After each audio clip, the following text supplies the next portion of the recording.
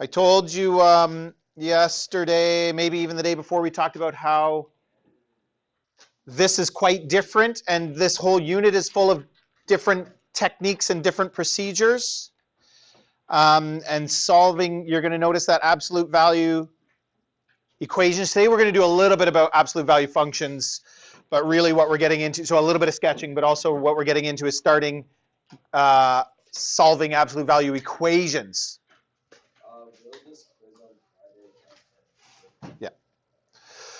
And solving absolute value equations, it has like something that's pretty different from the other kinds of things you've done. It's the understanding behind it is different. Why we do it is a big part of what I'm going to try to talk about today.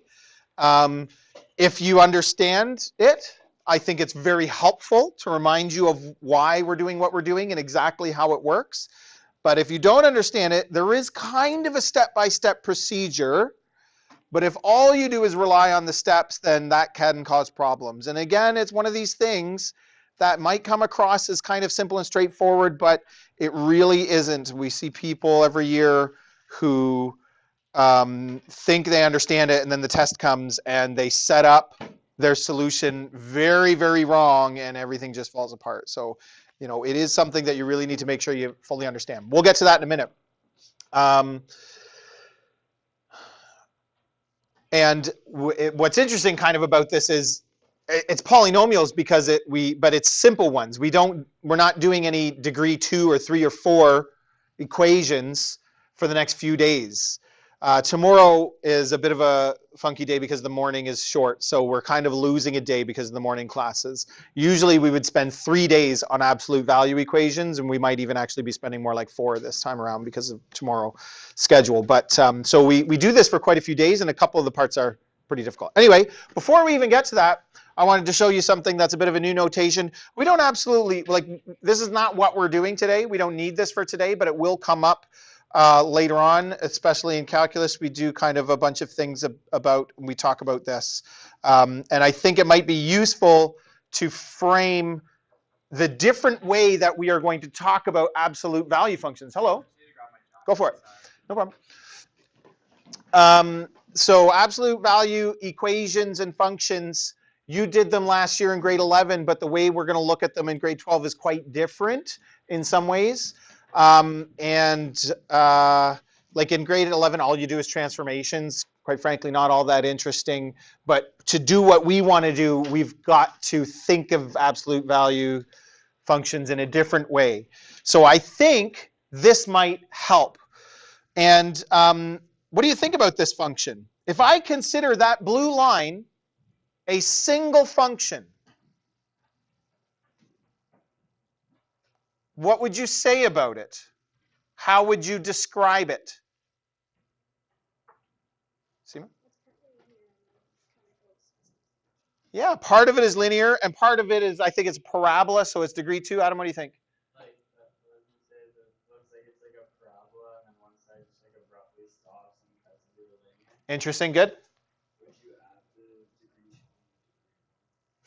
Oh, it doesn't become degree 3. That's an interesting question. That's a good idea. Not exactly. Lucas, you had your hand up too. What were you going to say? Oh no, I thought you were just talking about like one specific. Does it make sense to consider this as a single function? With what you've learned so far, you might think it doesn't.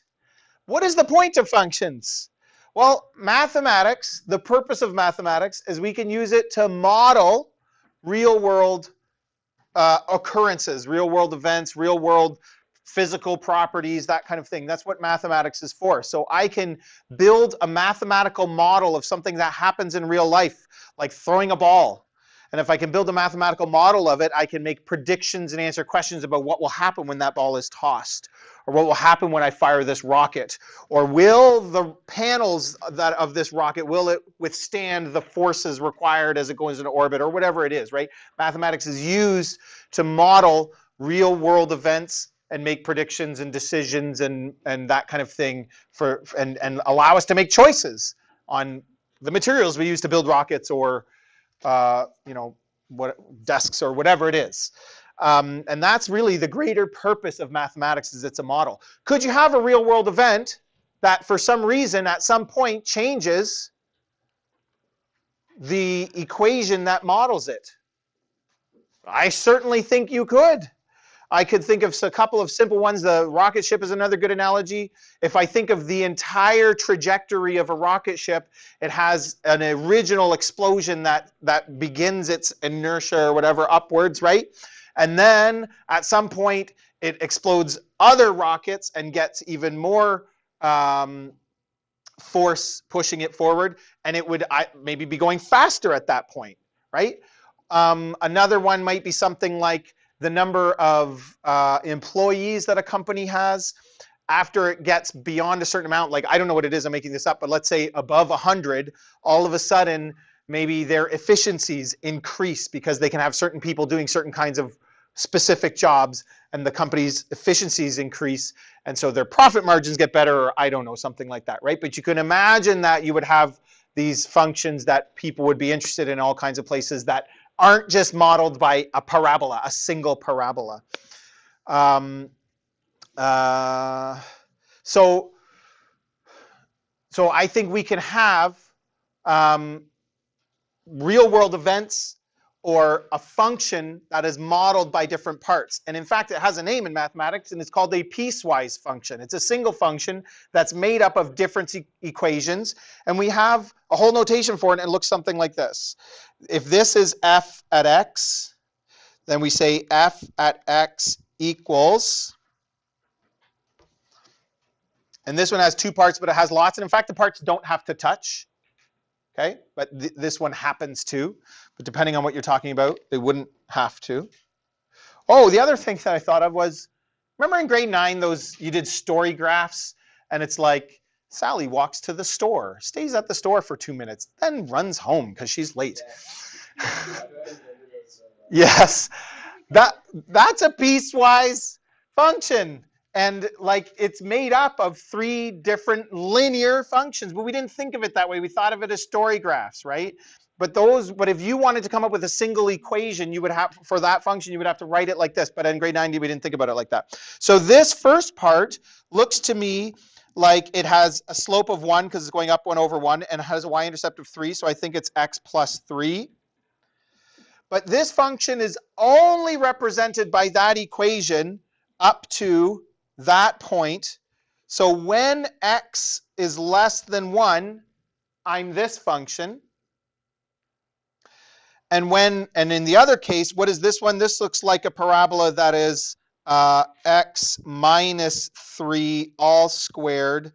And that's when x is greater than or equal to 1. And I could have put that equal sign on either of them because they connect at that point. But what this notation means is when x is less than 1, use this. When x is greater than 1 or equal to 1, use that. And that's how we can model like a single function or a single event, maybe, that has different equations along the way. Could we use this to model like polynomials with multiple? Yeah, you could. I mean, you could put anything in here. You could have sine curves. You could have trig functions. Like you could have anything in there. But you're talking about like x cubed plus 2x squared minus 3x. Like, could I model that a different way? I don't think so. I mean, and if you can do it with one equation, you typically would. Could you break those up into different parts? I don't think you really could. Didn't you say that those necessarily don't have to touch? Yeah, they don't. So like how would but they. You'll learn a little bit more about that in calculus, but basically we have a way of communicating that at that point when it transfers from one to the other, which one is it at? There's a way of showing that. And you could even have, I mean, because I think this is possible, you could even have a horizontal break. You could even have that it doesn't exist between 1 and 2. But up to 1 it's this, and after 2 it's this, but between 1 and 2 for some reason it doesn't exist. I can't off the top of my head think of exactly situation where that would happen, but no, I meant like it could go like this and then start here and go like that. So like for every value of x it exists, but these parts don't touch. But you could do it the other way, like I was just describing. You could do it both. You can do whatever you want. Okay, so that was just a little preamble, but we're going to use it in a minute. And this is something that you've already done. So remind me, the absolute value of 5 is 5. Thank you. Tricky one. What's the absolute value of negative 5? Positive 5. Very good. So it's also 5. And that's the essence of what the absolute value does, is it takes negatives and turns them to positives. So the absolute value of negative 17 is 17, and the absolute value of positive 17 is 17. But this is strange. This is kind of unique, at least so far in our mathematical journey, because this is like saying, if it's positive, leave it alone. Don't do anything. If it's negative, multiply by negative 1. That's essentially what you're doing. Like, how do you turn something that's negative into a positive? By multiplying by negative 1. So I go negative, so the absolute value of negative 5 equals negative 1 times negative 5. The argument in here, this is called an argument. So the thing in the absolute value, like brackets, the absolute value sign, I take that whole thing and multiply by negative 1, but only if it's already negative. If it's positive, I leave it alone. I don't multiply by negative 1. That is unique so far in mathematics, that in some cases you do something, in some cases you don't. Every other operation, you always do it. When you're squaring something, you square it. You don't ask if it's negative first, you just square it.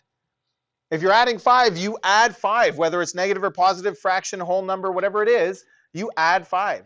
But when you take the absolute value of something, which is just a different kind of an operation, it has this weird thing where we change, it has an effect in some cases, and in other cases it doesn't. Kind of strange. And so this little sentence that's got a blank here, if the quantity of the expression inside the absolute value sign is negative, we multiply the expression by negative 1. And if we were writing that in that notation that we just learned, piecewise notation, okay, A is the expression that we're talking about. And maybe A equals negative 5. Or maybe A equals x minus 5. Maybe it's like not just a number, it's an expression. Regardless,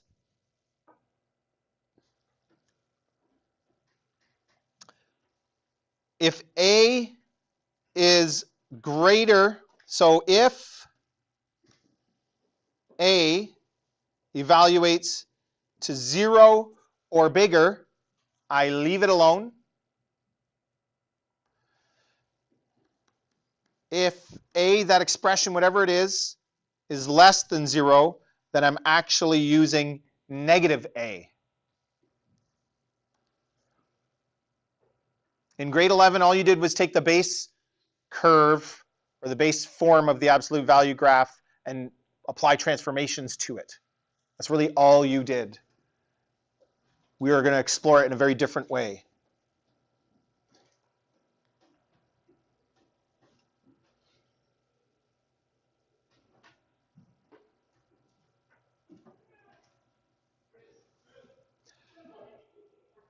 So let's apply this to an actual expression. What about the absolute value of 2x minus 6? This is something that you could graph. Great. Let's think about it in a different way.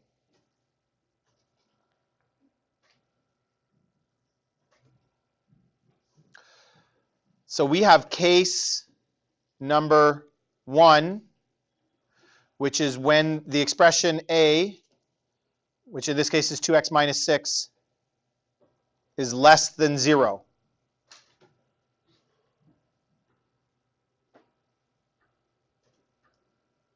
For some values of x, this will be less than 0. Right? Yeah?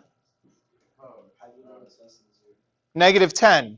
2 times negative 10 is negative 20 minus 6 is negative 26. That's less than 0. Oh, yeah. No, I mean this. Just the expression 2x minus 6 for some values of x will be less than 0. Yep. We'll get there in a second.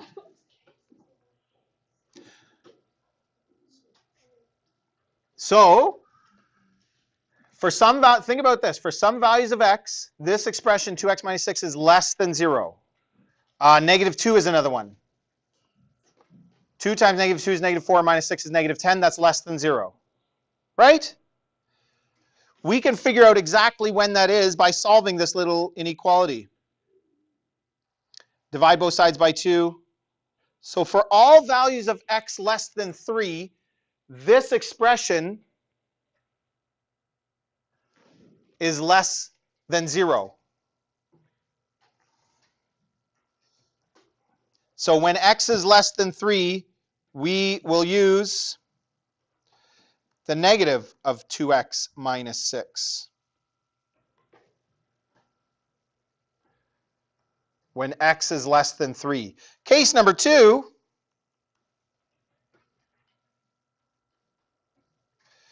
is when this expression 2x minus 6 is greater than or equal to 0. I can put the equal sign on either side of that and just make sure you put it on one of them. Move the 6 over. Divide both sides by 2. And when x is greater than or equal to 3, this expression will be positive. And in that case, we use 2x minus 6. Remember what I said? So this is like a piecewise function. This is a different way of thinking about it, where in one case, I'm using that function, which is a linear equation, right? 2x minus 6, if I thought of it as a function, it's got a y-intercept of negative 6 and a slope of 2. And in other cases, I'm using this. If I wanted to solve that, it would be negative 2x plus 6 if I wanted to expand and simplify, I mean. So this would be a graph that has a y-intercept of positive 6 and a slope of negative 2. So it's a different graph. In some cases, I'm going to use this, and in other cases, I'm going to use that. And it's based on when the function evaluates to a negative or a positive. The expression evaluates to a negative when x is less than 3. Again, you can test it to figure that out. If I put 2 in here, I get 4 minus 6 is negative 2. It's negative. When x is greater than 3, what if I put 4 in? 2 times 4 is 8, minus 6 is 2, so it's positive. So you can kind of see that that's the threshold where it goes from being positive to negative. This may not make you might. I hope you understand what I'm saying, but you're not really you're not really sure of why yet. That's fine. We haven't got there yet. We haven't started actually doing anything yet. For negative 2x plus 6, yeah. Values could still be negative there, though. Does that matter? What do you mean? Like, what if x was like still? Oh wait, actually, no. You're right. I was thinking if you picked a number that was like x is equal to 10, but then you'd use the other equation. Very good. That's a great insight. If you didn't follow Adam through his thinking, that's fantastic. What he's saying is, I could put values into this expression that would cause it to be negative. And then wouldn't I be taking the absolute value? But hold on. If you're using anything bigger than 3, you're using that side over there. So if I put 4 into this, I get a negative, but you wouldn't put 4 into this because it's not in that domain. And that's exactly kind of where this is going and what this is talking about. Good insight. If you're not with us yet, don't worry. We're getting there. We're going to sketch a few of these. We're going to do 2 things here. We're going to talk a little bit further about what I was just talking about. We're also going to learn how to sketch, which is how to sketch absolute value polynomials, which is one of the things we're doing today.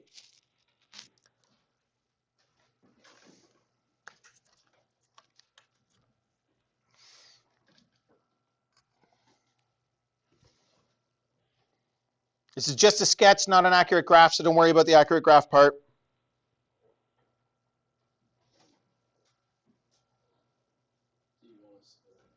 Nope. I don't think you know how to do it. Oh, you do know how to do this one with transformations. Is that how you would do it? Okay, good. This first one you know how to do. The next one, no, not a chance, unless you're creative, which many of you are, and you might be able to figure it out. But don't. We're just going to do it together. But this one you could use transformations, but that's not what we're going to do. We're going to think about it a little bit more like the case by case.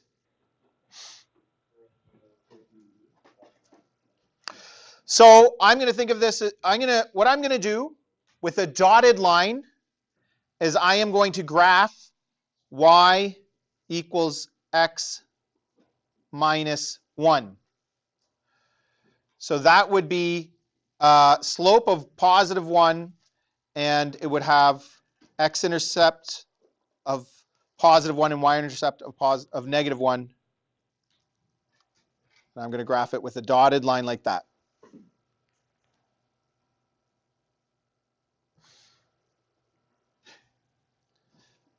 The other case that we might use for absolute value is the negative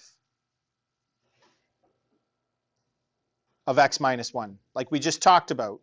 And this would be y equals negative x plus 1. So this one has still, I want to use a different color for this, an x-intercept of positive 1, but it has a y-intercept of positive 1.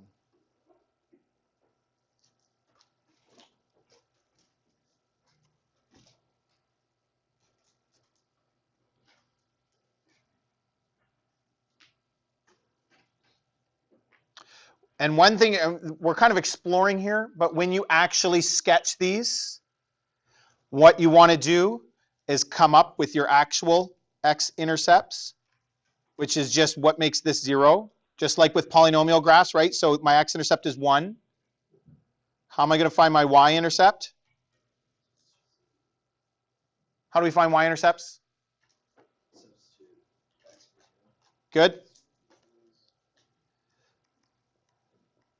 What's the absolute value of negative 1? Positive 1. Finding the y-intercept will remind you where this graph is supposed to be while you're graphing. So whenever we sketch, we find y-intercepts because it's easy and it helps us stay accurate, but it also will help you not make any strange mistakes. And then here we go. So my graph should have a y-intercept of positive 1 and an x-intercept of positive 1. And if we think about it, as long as I'm positive, I'm supposed to be using this branch, but that green branch goes negative there. And when it goes negative, I use the other one. And there's our graph of that function. And you're like, transformations would have been easier. It's just shifted over 1, but it's not going to help us with what we're doing next.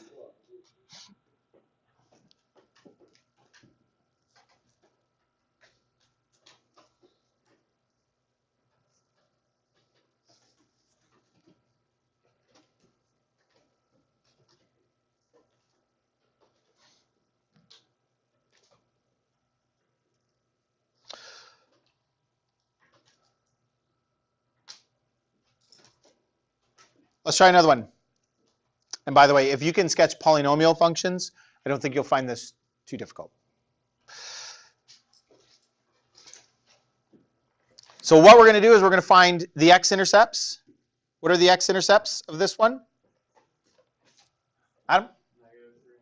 Very good.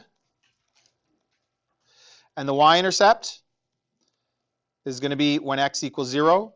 So 0 plus 3 times 0 minus 1, which is, absolute value of 3 times negative 1.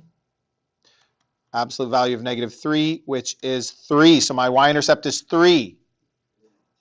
So I'm going to plot my two x-intercepts at negative 3 and 1. And my y-intercept of 3. But I'm also going to, if I was ignoring the absolute value and I was just doing that part, my y-intercept would have been negative 3. So I'm going to plot that as well because it's going to help us for reference. So now, if we're just using polynomials to graph this, it's a degree 2, it's quadratic. It's positive leading coefficient, right? Inside the absolute value is positive leading coefficient. So it's going to look something like this. I'm going to do it lightly. It's a dotted line like that, right? But whatever's below the x-axis is actually going to be reflected above, because anything, the absolute value takes everything that's negative and makes it positive. So I'm actually going to do this. And I kind of try to make this top part the mirror image of that bottom part. And then I can go ahead. That shouldn't really be straight. I kind of drew that too straight, I think.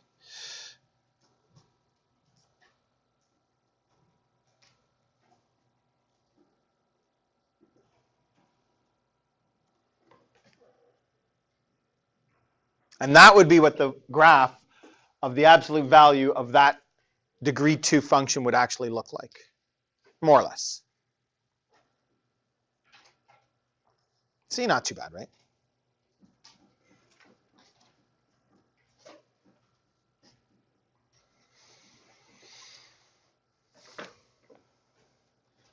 We'll try one more. Yep.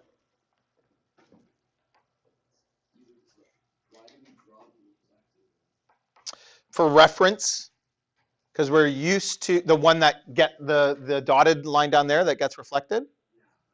Why do we put that in there in the first place? Why is the negative version the absolute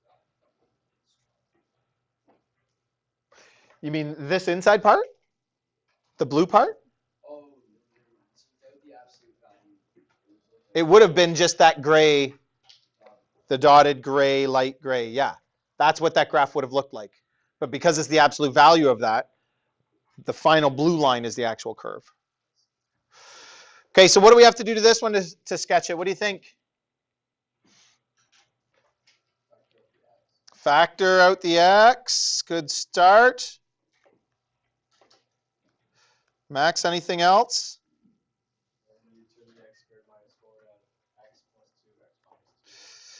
So in other words, factor it fully, right?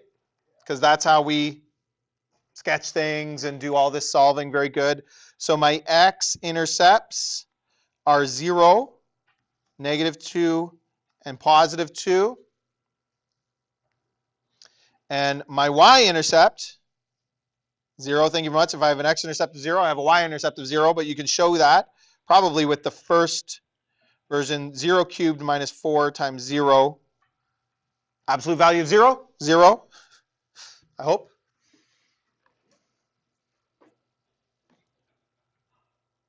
So I'm going to sketch those intercepts, 2, -2, 0, and +2.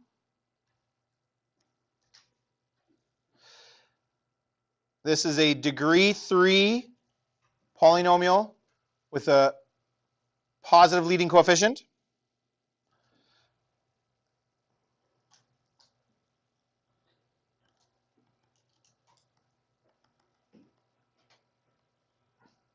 So it'll look like that. But everything that's below the line actually gets reflected above.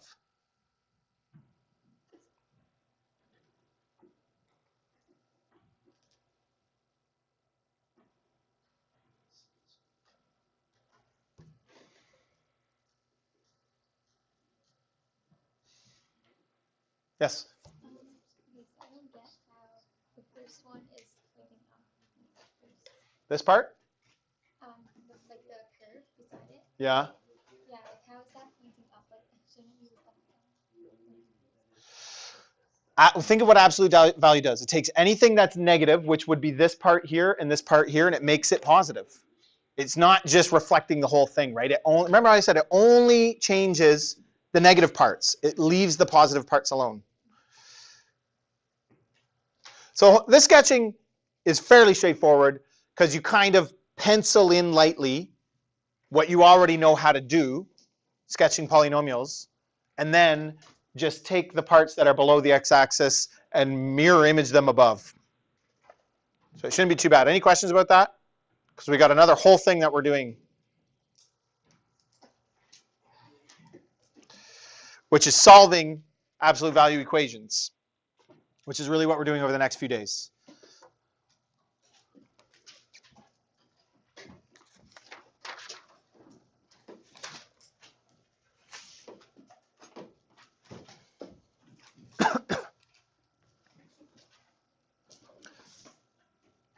Do you recognize the absolute value of x minus 1? That was one of the sketches that we just did.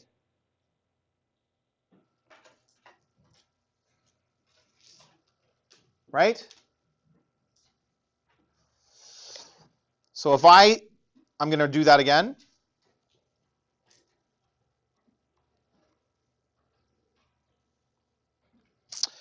And if you recall, it had a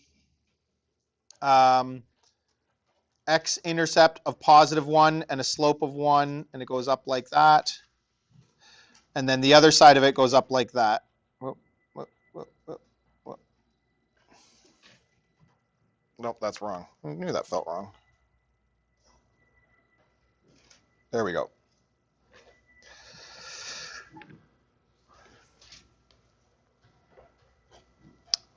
So that's f at x. Then if I think of g at x as the right side of the equation, which is 5, what does that graph look like? Horizontal line at 5, right? And the solution to this equation should be where those two cross, but there's two answers. How are we going to get those two answers? So this is an important part of what we're doing today, is the visualization that these equations, not all the ones we do in the next few days, but these ones in particular have two solutions. This is important. Now, if I go, what were you going to say? Well, just, was gonna say, if you're actually gonna like graph this, would there be two lines, or would it be like, as they end, like it stops, and it was like our last example, and then it continues on the top? Because this is an equation, it's not y equals or f at x equals. So we would have to define what we're graphing. Yeah. So I think for our purposes, we're going to graph it as two separate functions. Now, think about what we just did here. Remember how I said this side was one function and this side is the other function. So don't my two solutions come from when that function equals 5 and when that function equals 5? Is that where those come from? I've got two separate if I think of it that way. Last year you thought of this as one function. What if we think about it as two different functions put together? Then it's maybe more obvious why we have two solutions. So here we go. Here's how we're actually going to solve these. Case number 1 is if x minus 1 is less than 0, and this occurs when x is actually, hold on, I'm going to do this on the next page. I'm going to get you to write something down first. I'm going to get you to write that down first. I'm going to give you a second to do that, and then we'll try that again.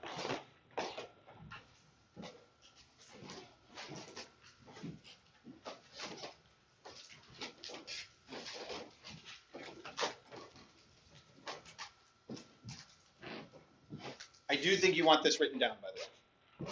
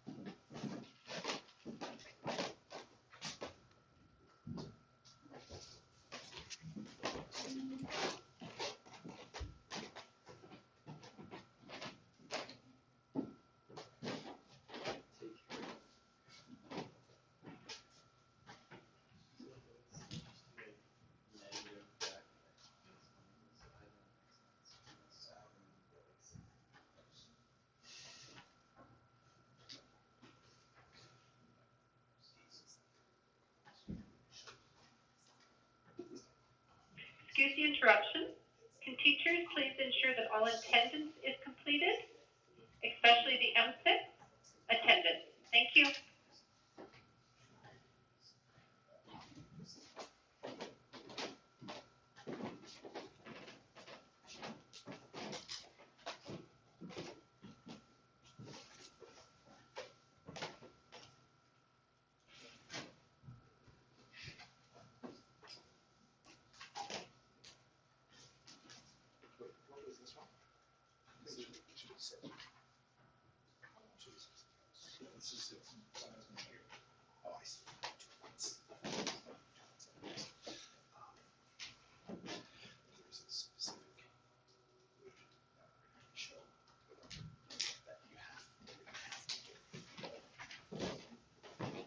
So these 3 steps, it's really important. You're not going to quite get an appreciation for it today of why it's important to do it this way. I'm going to try to show you a little bit, but it's really going to come up tomorrow, and we'll talk more about, well, I'll get to it tomorrow, but tomorrow, Monday.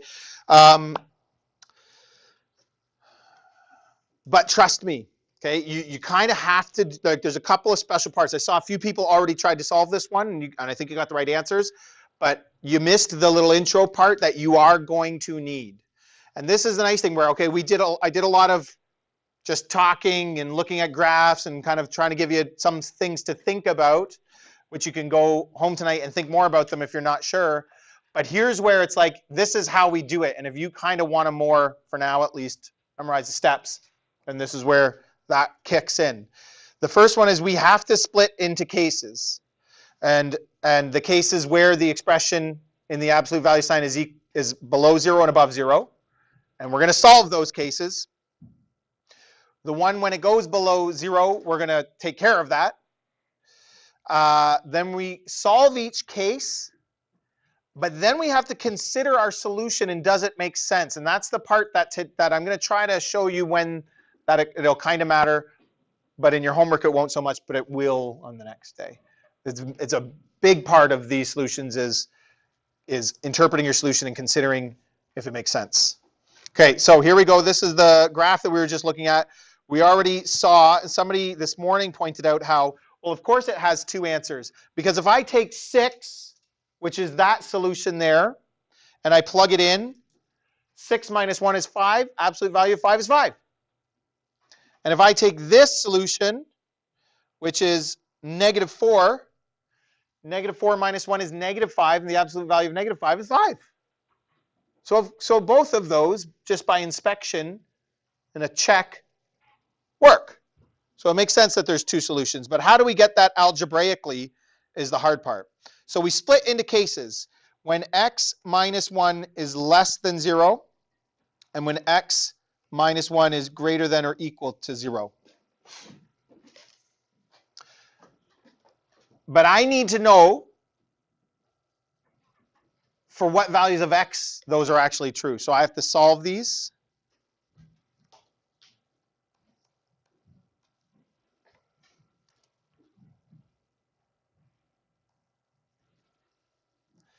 And for the one that's negative, remember our rule, when it's negative, we multiply by negative 1. So this equation actually becomes that, the negative of what's in the absolute value sign. And this one I leave alone. But the absolute value signs are gone now, but I have 2 cases. Just like when we graphed and we thought of the graph as part of it is this function and part of it is that function. Same kind of idea. And then these are pretty easy to solve. So I move the 1 over and multiply both sides by negative 1. And there was 1. And then this one I move the negative 1 over. And I get my 2 solutions that match the graph. Yep. Do you have to show that like x minus 1 less than? Yeah. Do you have to show that? You're going to show this step, and you're going to show that. Yeah. And you're just showing that because like that's just the case 1, and then the other side is the case number 2. Yeah. And trust me, you definitely need this step. And there are some that get complicated where you're going to need that step 2. But that's kind of like what you're saying is this is less than 0, so I'm doing the negative. So that's why you need that step. And this one you need because when we're done, we have to ask, does my answer, and the problem is for all the questions today it will, but is -4 less than 1? Yes, so we're good. Is 6 greater than or equal to 1? Yes, so we're fine. And it's hard to imagine that that wouldn't work, but sometimes it won't. Isaac? Because we learned at the very beginning that when the argument of an absolute value, the thing inside the absolute value signs is negative, when it results to negative, we multiply by -1. And Isaac, look, I set this up to be when it's negative. When that expression is less than 0. This is what I'm saying. I'm saying this case is where it's less than 0. So I multiply by -1. Let's try another one.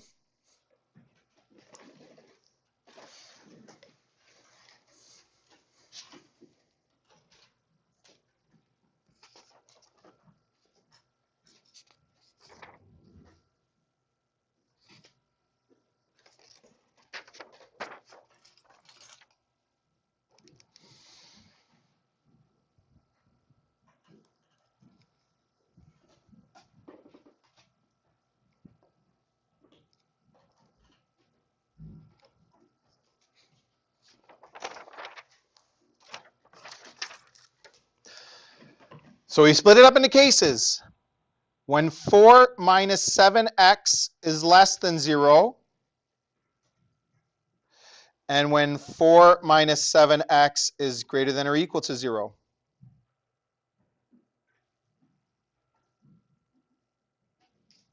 And I have to solve each of these cases because I need to know the actual value of x. So I move the 4 over. Whoops, -7x is -4. What am I going to do next?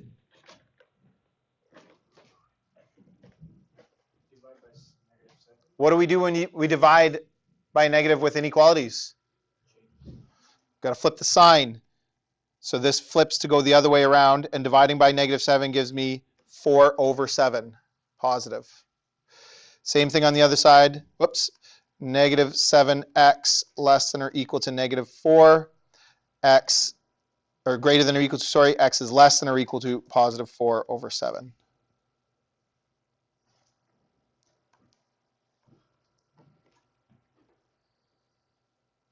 So I've got my two cases. In this case, it's where 4 minus 7x is less than 0, so I go -4 minus 7x. And the equation was equal to 9. And in this case, I just leave it alone.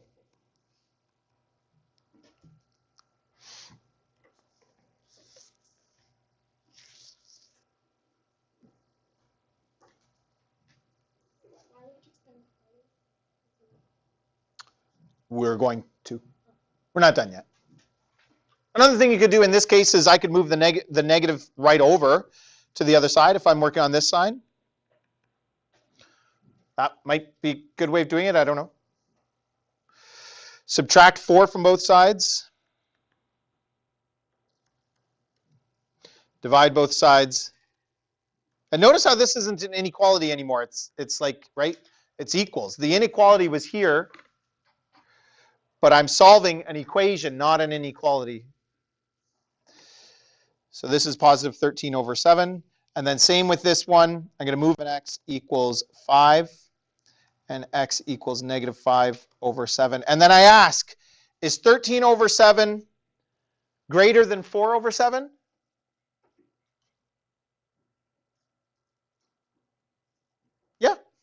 Yeah. That shouldn't be too difficult. Is -5 over 7 less than or equal to 4 over 7? Yes, it's true. And sometimes we have some solutions that don't work. They're inadmissible. But in this case, we have 2, and it might be a good idea to get in the habit of writing a summary, because sometimes some work and some don't, and they can kind of get all mixed up. So we'll summarize at the end.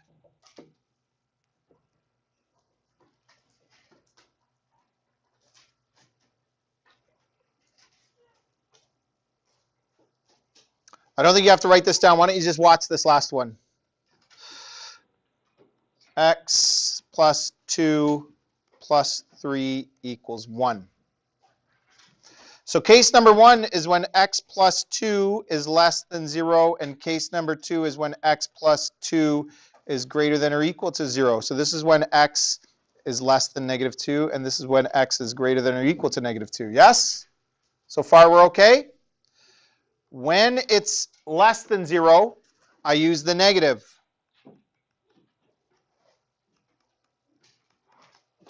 Just the negative of what was in the absolute value, not the whole left side, right? Just the part that was in the absolute value. So this is negative x minus 2 plus 3 equals 1.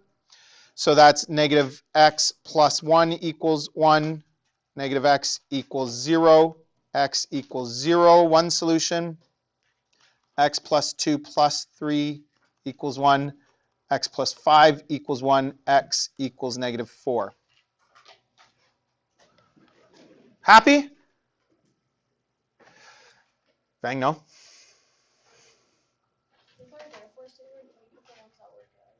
You just keep the ones that work out. What do you think about that for this?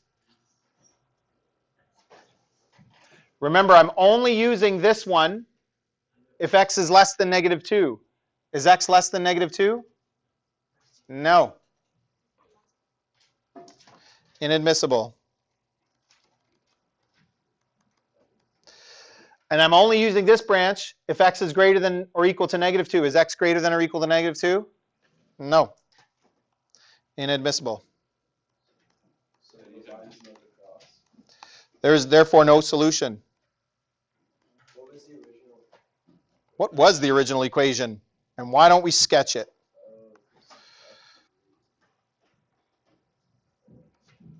So it's up 3, and it's over left, and it's when it equals 1, so it'll never equal 1. Doesn't that make sense? Algebraically worked out that way. That's why you have to consider the cases. And that becomes even trickier tomorrow and the next day. But that's how you solve absolute value equations.